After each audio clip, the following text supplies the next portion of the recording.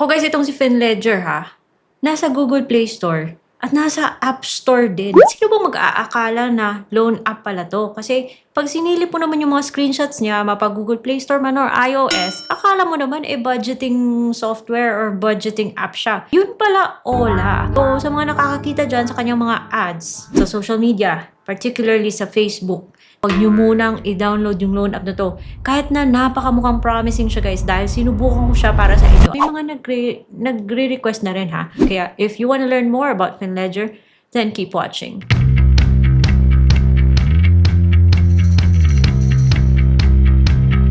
Hello everyone! Welcome back to my channel. It's Ate Red here at dito sumisili po tayo ng iba't ibang mga loan apps para mabigyan kayo ng heads up kung okay ba yung isang loan app o hindi. So my video is not sponsored. It is based on my personal experience. At siguro hindi na kayo stranger sa loan app na to guys dahil pasilip-silip, pasulyap-sulyap, nagpapaduding po siya sa social media. Alain mo ba naman, Ola pala to? Yung loan app na to mukhang familiar. Na deja vu ako guys nung sinusubukan ko siya. Kaya wag niyo muna subukan yung loan app na to ha. Panoorin nyo na yung screenshots ko kasi nabigla nga ako eh. Baka kayo rin mabigla. Imagine, sasabihin niyo pwede ka mag-loan from 2,000 to 30,000 pesos na up to 120 days pa. Apply now. Philippines Personal Online Loan.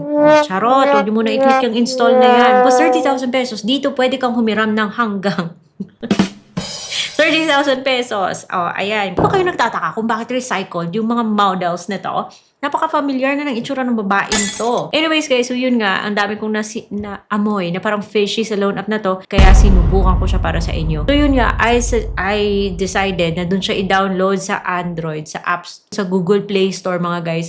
And if you are wondering kung anong cellphone to, this is the latest from Samsung Flip 7 na nabili ko sa Shopee. Don't worry guys, kung kulang yung budget nyo, pwede nyo siyang installment. Kung meron kayong S-Loan, S-Pay Later, or S-Pay Later Extra. And that is why paborito ko po si Shopee. Plus, may mga deals at mga free shipping, blah blah blah yun sa Shopee. Kaya, kung kayo may uutang, mas mabuti pa sa S-Loan or sa Shopee Pay Later para, you know, for your shopping needs or whatever. So, budol is real guys kapag legit yung Ola. Pero dito naman sa kay FinLedger, ewan ko na lang.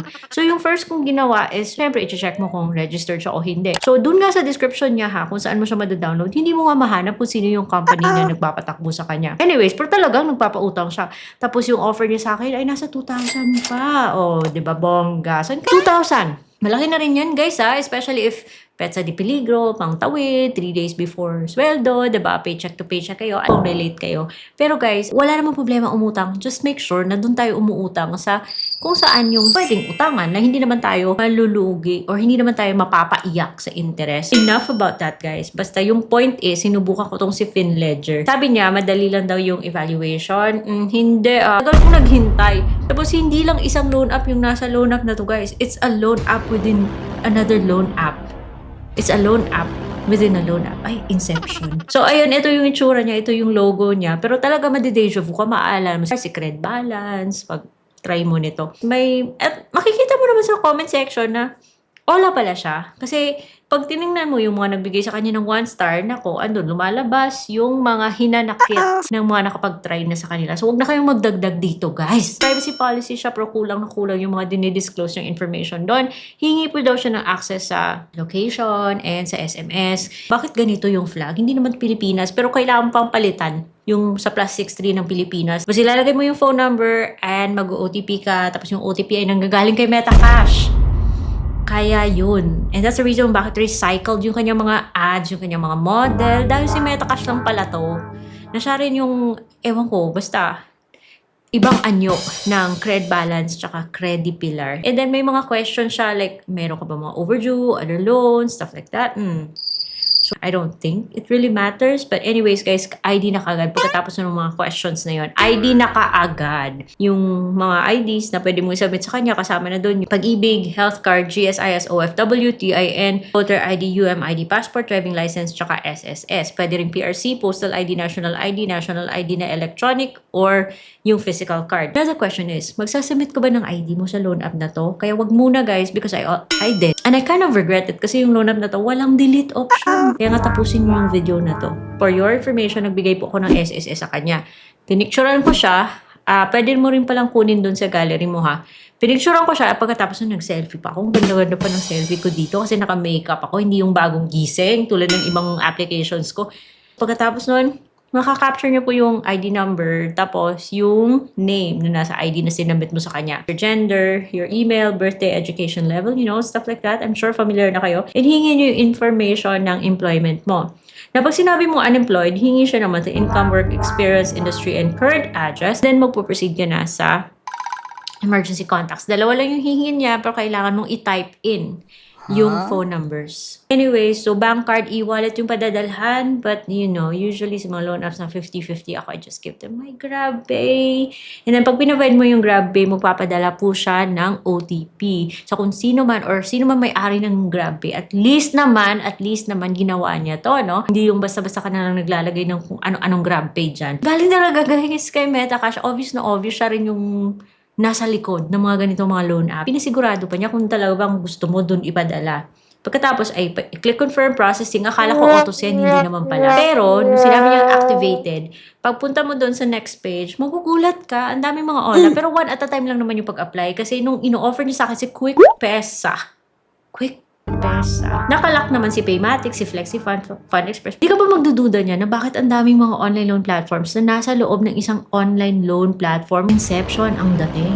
Anyways, so 2,000, doon ako nag-try. Pero guys, hindi mo yung buo matatanggap. Kaya nga, pakiclick po ng arrow, yung nagpo-point yung triangle na baliktad. Pakiclick mo niyan para makita mo na may error pala siyang ikakaltas. So, service fee 600. VAT. Ano po VAT? 2,000 refund. Mali-mali siya, guys. Huwag na kayo magtiwala sa ganitong klaseng loan apps. In-applyan ko yung 2,000 to see kung auto-send siya or what. Humingi pa ng stars. Sabi niya mabilis na daw yung evaluation pero ang tagal. Nako, tagal. Sobra 30 minutes yung hinintay ko para malaman kung reject. Reject. Dahil unemployed yung nilagay ko, kaya siguro ako na-reject. Baka ayaw niya rin dahil hindi po parehas yung e-wallet. Tapos yung number na ginamit ko sa pag-register. Utak yung loan app na to. Well, at least guys, na-reject ako. At siguro it's a blessing in this guys na wala akong babayaran 2,000. Kasi alam niyo, kaka-approve ko lang dun sa isang loan app. Parang budol siya, guys. Na-scam ako, nag-extend ako, tapos nagbayad ako ng full amount. Yung Ola is this one.